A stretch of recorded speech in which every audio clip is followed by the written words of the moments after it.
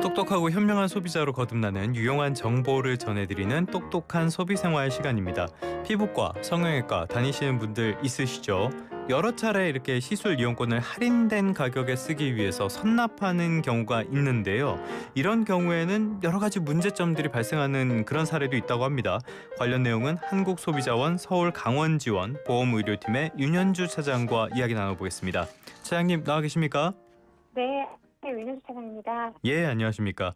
제가 선납 진료비 이 말씀을 드렸는데 최근 3년 동안에 이 피해 구제 건수가 증가하는 추세라고 해요. 얼마나 는 겁니까?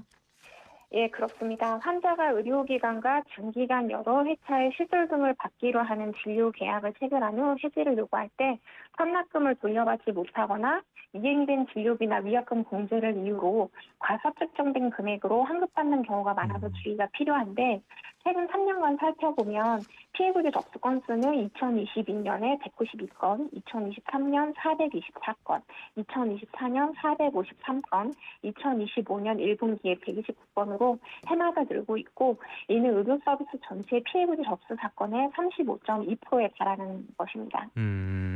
피해 사례가 가장 많이 접수된 진료과는 어디였나요? 최근 3년간 접수된 1,198건 중에 가장 많이 접수된 진료과는 피부과였는데 예. 429건이었고요. 그 다음으로 성형외과가 350건, 한방이 198건, 치과 123건 등의 순이었습니다. 신청 이유별로 살펴보면 계약 해제, 위약금 관련 사건이 83.7%로 대부분이었고 그 다음이 부작용 발생 10%, 계약 불이행 관련 5.5% 등의 순이었습니다. 결국엔 계약금 이 부분에 굉장히 어떤 신청 같은 것들이 몰렸다 볼 수가 있는데 어떤 사례들이 있습니까? 우선 피부과 사례부터 살펴보면 환자가 25년 2월 6일 내에 상담 후 안면부 제모시술 5번 그리고 브라질리언 제모시술 5회 계약을 체결하고 멤버십 비용 포함해서 150만 원을 납부했고 2회 제모시술만 이행된 상태에서 일부 제모시술에 대한 환급을 요구했는데 불가능 통보를 받은 사례가 있었고요. 두 번째 사례는 치과 사례인데 환자가 일부 캐치에 대한 임플란트 치료를 받기로 계약을 하고 35만 원가량을 납부한 상태에서 경제적인 사정으로 이제 치료를 받기 어렵다. 그래서 예약금을 좀 돌려달라라고 얘기를 했는데 치과에서 환급 불가하다고 통보한 사례가 있었습니다. 알겠습니다. 선납금 가운데 일부를 공제해서 환급을 받았던 사례. 이건 또 무슨 얘기입니까?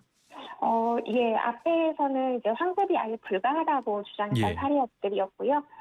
성형외과 사건 중에 모발이식술 예약금 관련 사례인데 환자가 모발이식술을 받기로 계약을 하고 수술비 전액이 780만 원이었는데 이거를 다 납부를 한 상태에서 계약 해지를 요구하자 수술비의 10%인 8만 원을 아무것도 이행하지 않은 상태에서 공제하겠다고 통보를 해서 저희는 접수했던 사례가 있었고요. 예. 그리고 다음으로 한방 다이어트 프로그램 관련인데 환자가 14개월 동안 한방 다이어트 프로그램을 받기로 계약을 하고 900만 원 전체를 납부를 했고 2주간 항약을 복용한 상태에서 간기능 수치가 악화가 돼서 이거를 중단을 권유받고 계약 해지를 요구했는데 2주 부분에 대해서 550만 원을 공제하겠다고 해서 저희 쪽에 접수한 사례가 있었습니다.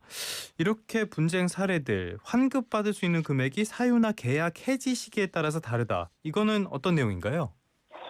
단기간에 걸친 5회차의 시술 계약 후에 소비자가 계약 해지를 요구할 때 의료기관이 책정한 위약금과 해지 전까지 이행된 재반 비용이 정가로 공제되기 때문에 소비자가 받는 환급액은 예상하는 금액보다 현저히 적어질 수 있습니다. 그래서 주의가 필요한데 저희 소비자 분쟁 해결 기준에 성형수술의 경우에는 총 수술비의 10%를 예약금으로 받고 해당 예약금을 기준으로 반환 금액을 정하도록 되어 있는데 이 예약금 전체를 돌려주지 않는 경우들도 많았고요. 피부과의 경우에는 영수된 금액이 아닌 계약을 해지하면 원래 정가로 이행된 시술비를 공제한다고 하면서 결국 소비자가 돌려받을 금액이 거의 없거나 아예 불가 통보를 받는 사례들 때문에 많이 접수되었습니다.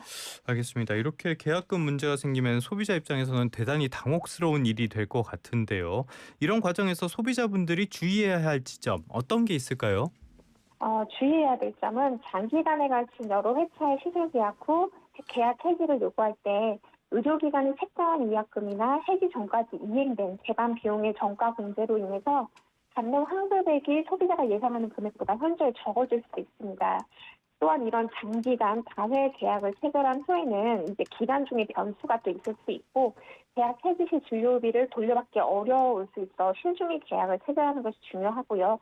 그리고 계약할 때 구성과 조건, 세부 비용, 그리고 해지 시 환급 기준 등을 미리 확인하고 결정하는 것이 중요하겠습니다.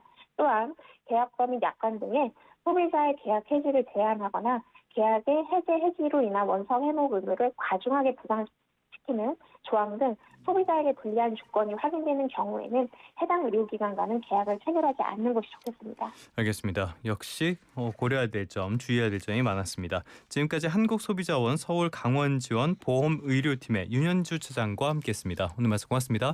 네, 감사합니다.